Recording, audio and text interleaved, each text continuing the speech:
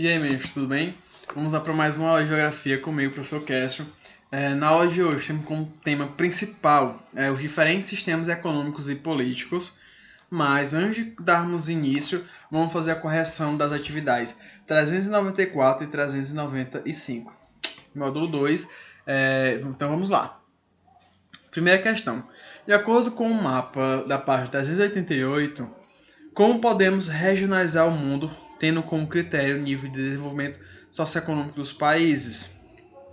E aí, o mundo ele vai ser regionalizado em os países do norte e os países do sul, onde os países do norte são os países considerados desenvolvidos e os países do sul são os países subdesenvolvidos. Segunda, compare os dois gráficos da página 389 e, de acordo com o que você estudou, explique a relação entre eles. Esses gráficos vão mostrar o quê? Ele vai mostrar que os países que geram a maior parte da riqueza do mundo são também os países que vivem uma pequena parcela da população, ou seja, isso aí só vai ressaltar a concentração de renda no mundo, tá certo? Onde apenas alguns países tendem a concentrar, digamos que 60% da riqueza do mundo, ou seja, a maior parte. E esse 60% vai ficar concentrado em apenas, digamos que em torno de 16% da população. Ou seja, só vai ressaltar, digamos assim, a concentração de renda. Terceira, vocês deveriam relacionar as colunas. E aí nós temos países subdesenvolvidos, países emergentes e países desenvolvidos. Bora lá. Primeira, possuem parques industriais diversificados e de alta tecnologia. E aí é característica dos países desenvolvidos. Próximo. Países que historicamente foram submetidos à condição de exploração de suas riquezas naturais durante o período colonial e que atualmente têm baixo nível de desenvolvimento industrial e tecnológico. Característica dos países considerados subdesenvolvidos. E por último, países com características de subdesenvolvimento que vêm apresentando crescimento econômico e IDH considerado médio ou alto pela ONU. Isso aí são as características dos países emergentes. Próxima.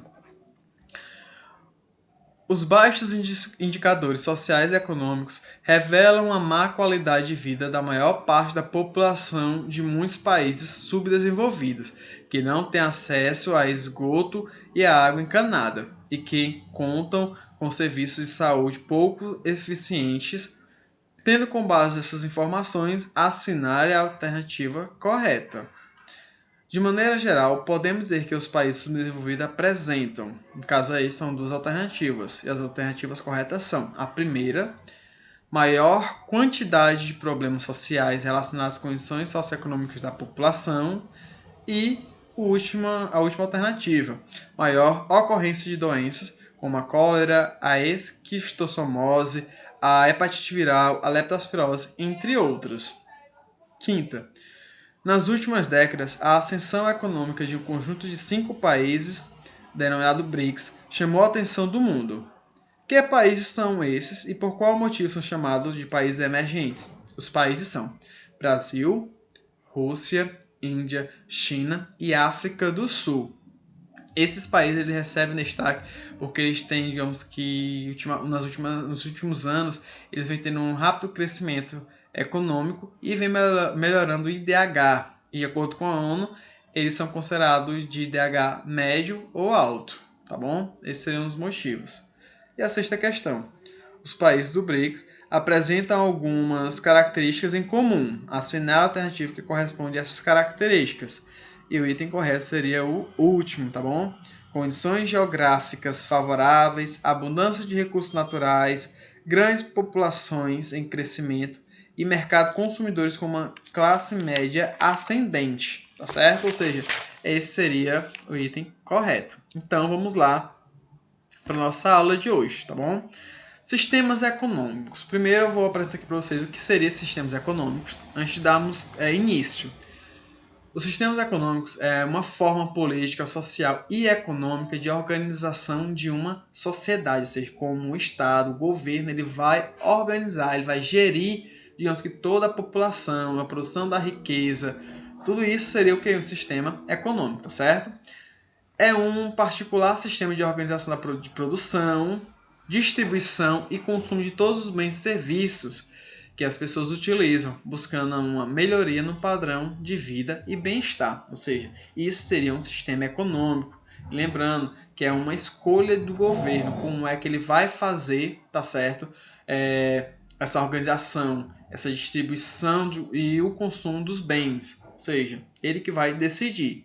E aí, os principais sistemas econômicos que nós temos é o capitalismo e o socialismo, que nós vamos ver as características de cada um. Atualmente, a maioria dos países eles aderiram, tá certo, ao sistema capitalista, que aí, né, nós vamos ver as suas principais características, tá certo? Primeiro, ele estabelece o domínio dos meios de produção, como fazendas, indústrias, comércio e serviços, pela iniciativa privada, ou seja, o Estado ele não vai intervir, digamos que na produção. Eles simplesmente são pessoas, digamos que pessoas que detêm do capital, vão fazer investimentos. Portanto, o Estado ele não vai intervir. É justamente o que? Essa iniciativa privada. Qualquer indivíduo ele pode vir, chegar lá num determinado país, exemplo, e pode querer montar uma indústria. Tá certo? Ou seja, o Estado ele não vai intervir. O controle do mercado é desempenhado pela livre concorrência e a competição, ou seja, o Estado ele não vai intervir nessa relação entre as indústrias, tá certo? Ou seja, existe a livre concorrência, porque no sistema capitalista ele acredita que, digamos que as indústrias, por exemplo, elas vão ter que disputar para saber quem é que consegue oferecer um produto com a maior qualidade e um preço mais acessível, tá certo? E é bem interessante que é através disso onde a tecnologia ela está se modernizando cada vez mais, tá certo? É justamente nessa intenção de produzir mais em um tempo mais curto, gastando menos matéria-prima e poluindo menos, tá certo? Próxima característica: altos investimentos designados ao desenvolvimento dos setores produtivos provenientes de capital privado, ou seja, investimento normalmente são empresas privadas que vai fazer esse investimento nessas melhorias dos setores, tá certo? O Estado aí praticamente não vai intervir muito. O Estado aqui ele só vai intervir praticamente na saúde, infraestrutura, educação, segurança, realmente no básico. Próximo. A sociedade ela vai ser dividida em classes, com um grupo denominado elite ou burguesia, que controla os meios de produção, e um grupo denominado proletariado, que são justamente os trabalhadores, que vendem a sua força de trabalho. Essa seria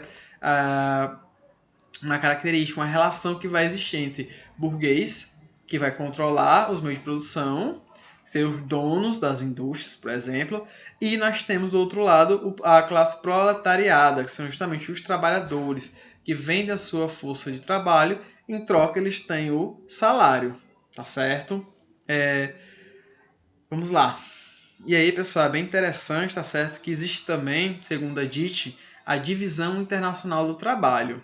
Ele vai classificar os países em ou países exportadores de... Como o Brasil é um país agroexportador, exporta praticamente matéria-prima. Mas, atualmente, o Brasil ele vem se destacando também na produção industrial. Mas ele ainda é considerado um agroexportador. E tem aqueles países considerados desenvolvidos, como nós vimos anteriormente, que eles exportam produtos de alta tecnologia, que normalmente tem um maior valor agregado a ele, tá certo? Ou seja, pessoal, isso aqui são algumas características do sistema capitalista, certo? Sistema econômico e político. Vocês podem observar que o Estado aqui ele praticamente não vai ter, digamos que, nenhuma influência, ele não vai interferir muito, tá certo? Né? Principalmente quando se fala em meios de produção. O capitalismo ele vai ser dividido em algumas fases, tá certo? Primeiro, nós temos no século XV, é justamente o capitalismo comercial. E aí nós temos o quê? É uma política mercantilista, onde foi nesse período onde surgiu as colônias de exploração e povoamento.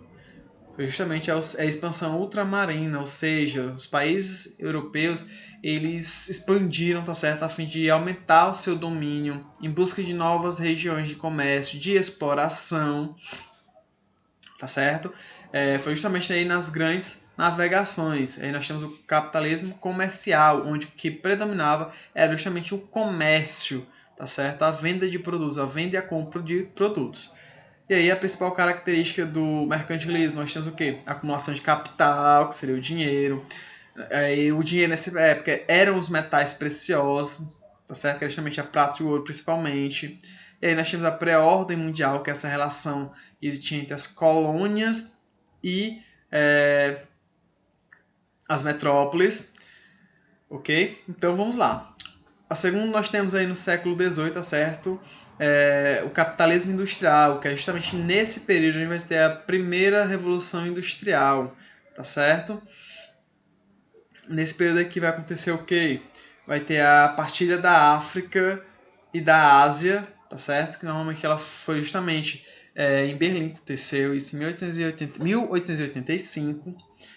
Por que aconteceu isso? Porque como estava tendo a Revolução Industrial, eles estavam de matéria-prima. E aí uma forma que eles encontraram foi justamente dividindo essas regiões em busca de matéria-prima, tá certo? Sem falar de mão de obra também para vender os seus produtos, ok?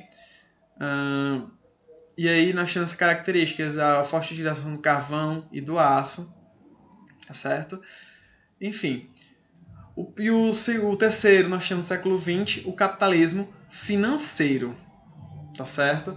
Que esse período vai ser principalmente aí no contexto de período bipolar, da Guerra Fria, que nós já vimos também enfrentamento entre as grandes duas potências da época, era justamente o sistema capitalista, comandado pelos Estados Unidos, o sistema socialista, comandado pela União Soviética, tá certo? O que é que nós temos aí como característica? Manutenção e expansão do capitalismo. Nós temos aí a corrida espacial e bélica, ou seja, tem o sistema capitalista e o socialista disputando para saber quem iria, digamos que, se sobrepor. Nós temos aí a começar a formação dos blocos econômicos, tá certo? Vai ser extinta a nova ordem, a antiga ordem mundial, tá certo? Para surgir esse período bipolar. Depois, esse período bipolar, vai voltar a surgir o período multipolar, tá certo? Vai também surgir aí os países chamados desenvolvidos e países subdesenvolvidos, como nós já vimos, tá certo? E aí no capitalismo financeiro isso vai surgir justamente essa ideia da globalização, dessa integração que vai existir entre os países, tá certo?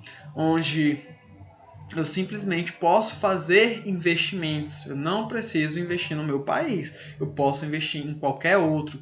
E esse é um pouco das características, certo, desse período onde surgiu o capitalismo financeiro, tá certo? Porém, ainda existe um quarto, tá certo? Que seria o mais atual, que é o capitalismo informacional. Seria justamente o quê? O desenvolvimento das tecnologias, onde eu não preciso necessariamente estar em um país distante para poder fazer investimento, tá certo? E aí justamente nós temos a desmaterialização do dinheiro, tá certo? Que seria o dinheiro virtual, né? E um exemplo seria o Bitcoin, não é isso? Faz transações, eu posso simplesmente fazer investimento na bolsa de valores sem sair de casa, desde que eu tenha acesso à internet. E aí seria a característica do capitalismo informacional, tá certo? Que é uma característica do neoliberalismo, tá certo? Que é a não intervenção do Estado, ele vai incentivar esse tipo de investimento, tá certo? Ou seja, essas são algumas características, certo? Espero que vocês tenham entendido. Qualquer coisinha nós tiramos as nossas dúvidas na nossa aula, próxima aula, tá bom? E aí fica a atividade para vocês, tá certo? Das páginas 401 e 402 do módulo 2. Espero que tenham gostado. Um forte abraço e até a próxima.